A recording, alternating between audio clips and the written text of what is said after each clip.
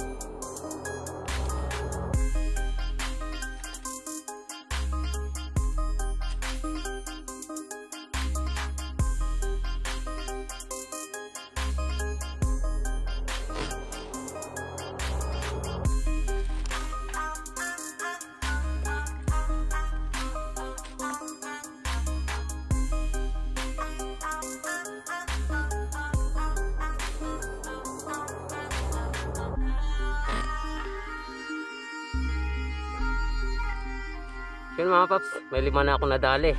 Bali, bago tayo mag-continue, no, shoutout muna, no. So shoutout ko muna yung mga nagpapa-shoutout at siyempre hindi isasama ko na rin yung aking mga new subscriber. Bali, pa-plus ko na lang po sa screen ng video na to bago tayo mag-continue. So ito po sila.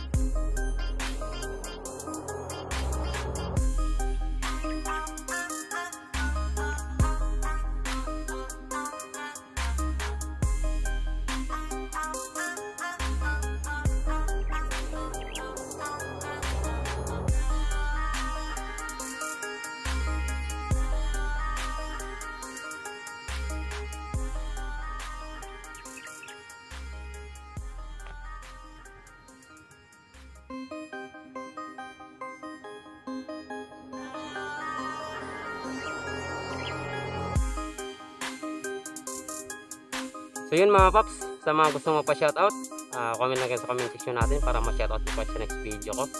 And then bago tayo mag-continue, no, sana pala rin tayo ngayong araw na to. Sana madagdagan tayo mga huli ko para kahit paano makarami akong maiuwing pang-ulam. So yun lang mga paps, stay tuned at sana sabayan niyo ako hanggang dulo na aking video.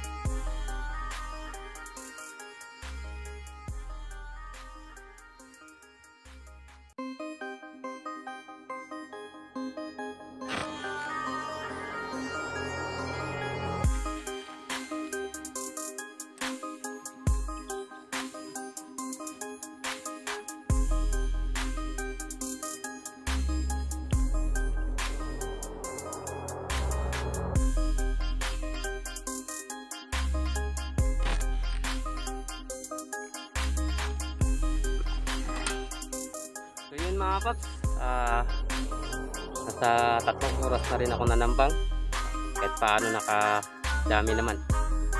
So yun lang po, no?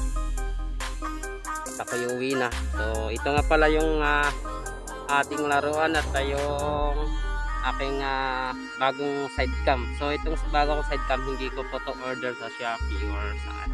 Ginawa ko lang po to. Barley, ang ginawa ko dati kasi naka-built-in. Tapos binilagay ko, may paper tip. Hindi siya matatanggal kaya nasisira lalo pag binibit-bit ko. Ito ngayon di tanggal na. So ayan. Ay, kumbaga ito rin yung final na gawa ko. At universal po. Universal sidecam holder. So kahit ano pong cellphone isasalpak dito pwede dahil adjuster, may adjuster po to dito. So up and down, pwede siyang itaas, pwede siyang ibaba, pwede siyang iabante, move forward, move backward. So ito yung ginawa kong bagong sidecam. Tapos yung salamin hindi na po ako nahirapan dahil yung mga sirang plastic dati may salamin yun, malinaw naman. Yun po yung ginabit ko, sinubukan ko, okay naman siya. So yun lang mga paps, ito ang aking huli kasama ng aking larawan. Hindi ko na siguro ito babaguhin dahil talagang okay naman siya gamitin, no? Kahit unrig siya, so wala siyang problema. Yeah. So bago nga pala ako bago tapos yung aking video, sa mga napadaan lang dyan sa aking munting channel, huwag kalimutan mag-subscribe. Then hit na rin ang notification bell para lagi kayo updated sa sunod na mga video. At kung nagustuhan nyo yung mga ganitong content mga paps, huwag kalimutan mag-like, then i-share sa mga friends o ka-group nyo yung bawat video yung ina-upload ko. So ganoon na po mga paps, maraming salamat sa panonood at walang sawang pagsuporta sa aking munting channel. Babu!